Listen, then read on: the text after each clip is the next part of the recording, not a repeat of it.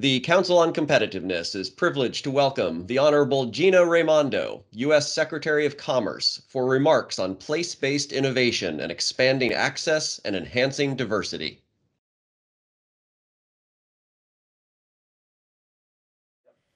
Thank you to the Council on Competitiveness for inviting me to speak today. Increasing America's economic competitiveness is at the heart of our work at the Commerce Department. Our goal is to ensure that our workers and companies can succeed in the global economy. Thanks to President Biden's leadership, we've made incredible progress over the past 11 months. Now, you and I both know that there's so much more work to do. America's ability to compete around the world depends on strengthening our domestic workforce, supply chains, and innovation ecosystem. As part of the American Rescue Plan, Commerce is responsible for investing $3 billion for economic development to support communities affected by the pandemic. And as part of that, for the first time ever, Commerce is launching an initiative to develop industry-led workforce training and apprenticeships, adding extra emphasis on training women, people of color, and underserved communities. We firmly believe that this will directly address some of the labor shortages that American businesses are facing now. Now, regarding our supply chains, I've been pressing Congress to pass the U.S. Innovation and Competition Act, which will invest $52 billion in domestic semiconductor production and create a supply chain resiliency office right here at the Department of Commerce. That office will develop new tools and processes so we can get ahead of future supply chain disruptions. In another effort to increase U.S. competitiveness, Commerce is preparing to invest $10 billion in regional tech hubs across the country. We have to ensure that every American has the opportunity to participate in the digital economy. And through these tech hubs, we're going to unleash the next generation of innovation in critical areas like quantum computing, biotechnology, artificial intelligence. Bolstered by private investment, we can work to close the innovation divide and make sure no community is left behind.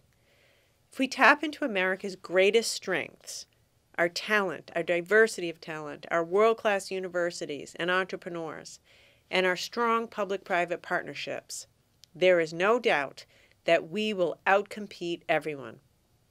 Now is the time to prioritize investments in our domestic workforce, supply chains, and innovation ecosystem, all while ensuring equity. And in doing that, our democracy will be stronger and America will be more competitive than ever. Thank you.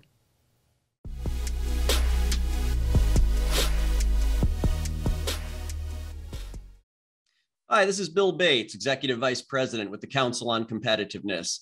It is my pleasure now to be joined by the President of Kansas State University, Dick Myers, for a discussion on the future of place-based innovation.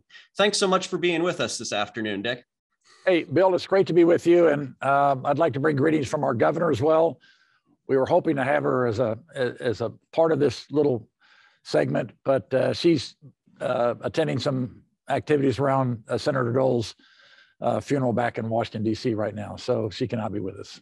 But she passes her regards. She knows the important work that the council does, so thank you. Oh, thank you so much. We really appreciate that. Well, Dick, as you know, place-based innovation is premised on the assumption that the unique resources of a region can be a major source of benefit. Universities, as major employers and civic stakeholders, are often well placed to lead and to gain benefit from such an approach. However, we see many communities that are not part of the U.S. innovation ecosystem or part of this thriving high-tech knowledge-intensive economy. Many potential innovators, entrepreneurs, do not view themselves as part of this system. Moreover, innovative activities, venture capital tends to be highly concentrated in just a handful of US regions, often on the two coastlines.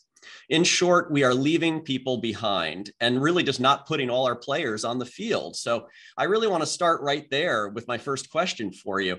How do we expand the geographic footprint of the innovation ecosystem and make it more inclusive? I think that's one of the things here at Kansas State University, being an R1 university. a land-grant university that we think about all the time. How do we expand opportunities for innovation, entrepreneurship, creativity, discovery to all the areas of the state?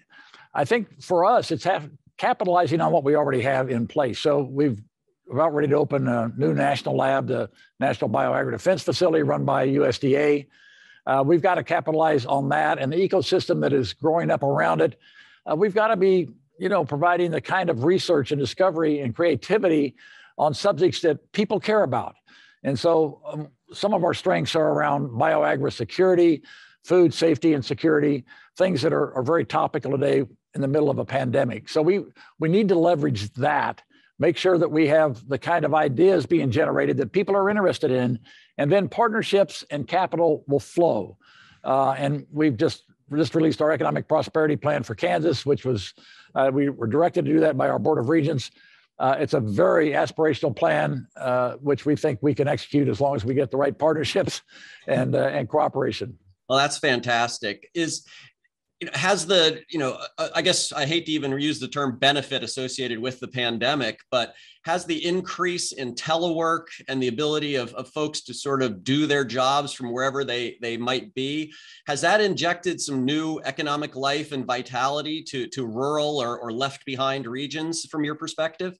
I think it has to a degree, but I think the potential is virtually unlimited, especially in a rural state like Kansas. So, the pandemic has taught us all that there are other opportunities, other ways to do things out there.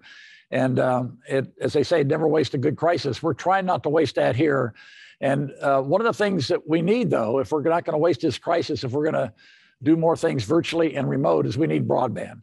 So even here in Manhattan, Kansas, which is a fairly good-sized community, you go very far outside the boundaries of Manhattan, Kansas, you don't have the broadband, the cellular coverage to connect to the world, to your courses. So we had to help put in some around here, but in other parts of Kansas, it's just not existent right now. And so if you want to connect these people to the world, to the world ecosystem, broadband is one of those fundamental things that has to happen. I know it's in the infrastructure bill. We'll have to see how that plays out. But particularly for a rural state, if we want to capitalize and leave nobody behind, we've got to make sure we get that broadband to them. You said just a minute ago that we sort of stepped up on helping to get broadband to people. Is that something that Kansas State is doing, or is that in partnership with the state? How is that happening? It was in partnership with carriers. Kansas State did a part, the state did a part, trying to use any federal money that could possibly be used for this that was part of the COVID money, if you will. But those were great efforts for the time, but they're not sufficient for the future. And so, yeah, it was all of us working together on that. Our CIO, we want him to be on the kind of boards in Topeka, Kansas, our capital, where he can have influence on how we think about broadband and the importance of that to making people connect to the ecosystem, but also to get degrees. I mean, we know we can do a lot of virtual work online today, all sorts of degrees. And so people out in the middle of Kansas don't have to come to Manhattan or Lawrence, Kansas, where KU is and study. They can study right there at home and do well. And we just have to have the connectivity. Without that, that doesn't work. Great. Well, Dick, let me close with this question for you. You mentioned a few minutes ago the importance of partnerships. Are there any best practices that you might want to share with folks today that, from your experience in Kansas and K-State that are possibly replicable in other parts of the country? Well, one's pretty obvious. And that is you got to have a plan. You have to do some strategic planning. It takes a lot of people to do that. It can be tedious while you're doing it, but it's really important as you have a roadmap for where you're going. I'm not sure we have any best practices right now that I'd offer up. I think in the future, as we think about the future of land grants in the 21st century, I think we can play a critical role in the sort of bringing people into this ecosystem. And we have a model for that. All the land grants do, because we're in every county in the state of Kansas. We're in 105 counties with our research and extension efforts. We need a model like that, not using research and extension, but a model like that where we're in every county, that we use the credibility and the trust that's built up around research and extension to bring education to people, to bring ideas from people in rural Kansas back to campus and provide the capital to push some of those ideas forward. So again, it all relies on broadband, but that's, I think, we call it a K105 for the 105 counties. That's part of our economic prosperity plan. If we do that right, I think that'll be a best practice, and it will help define the role of land-grant universities in this century. Fantastic. Well, Dick, I think we're going to have to end it there as our time is up, but I really want to thank you so much for joining us today. Appreciate you sending along the governor's best wishes, and appreciate the time that you've given us. Thanks so much. Well, thank you, Bill, and hi to all the council folks.